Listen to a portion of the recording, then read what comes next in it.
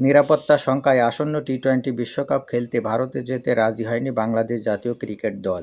ভারত ও শ্রীলঙ্কায় অনুষ্ঠিত হতে যাওয়া বিশ্বকাপ বয়কট নিয়ে আলোচনায় রয়েছে পাকিস্তানও। এর মধ্যে ভারতে বিশ্বকাপ আয়োজন নিয়ে দেখা দিয়েছে নতুন শঙ্কা। বিশ্বকাপ শুরুর মাত্র ১-১.৫ সপ্তাহ আগে ভারতে নতুন করে নিপা ভাইরাস শনাক্ত হওয়ায় জনস্বাস্থ্য নিয়ে নতুন উদ্বেগ তৈরি হয়েছে। একই সঙ্গে সম্ভাব্য স্বাস্থ্য ঝুঁকির মধ্যে এমন একটি বৈশ্বিক ক্রীড়া আসর আয়োজন নিয়েও প্রশ্ন উঠতে শুরু করেছে। ভারতীয় গণমাধ্যম ও স্বাস্থ্য কর্তৃপক্ষের তথ্য অনুযায়ী দেশটির পূর্বাঞ্চলীয় রাজ্য পশ্চিমবঙ্গে এখন পর্যন্ত অন্তত ৫ জনের শরীরে নিপা ভাইরাস শনাক্ত হয়েছে।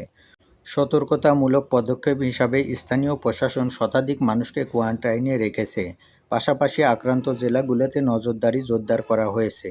চলছে আইসোলেশন প্রক্রিয়া। জনস্বাস্থ্য বিশেষজ্ঞরা সতর্ক করে দিয়ে বলেছেন, সংক্রমণ ছড়িয়ে পড়লে এর প্রভাব পড়তে পারে বিশ্বকাপ আয়োজনেও। তবে এখন পর্যন্ত বিশ্ব স্বাস্থ্য সংস্থা কিংবা ইন্টারন্যাশনাল ক্রিকেট কাউন্সিল আইসিসির কেউই বিশ্বকাপ আয়োজন নিয়ে কোনো বিধিনিষেধ দেয়নি।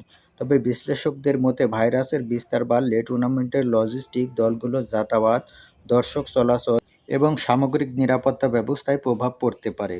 অন্যদিকে ভারতীয় স্বাস্থ্য কর্তৃপক্ষ জানিয়েছে, পরিস্থিতি বর্তমানে নিয়ন্ত্রণে রয়েছে এবং প্রয়োজনীয় নজরদারি ব্যবস্থা কার্যকর আছে।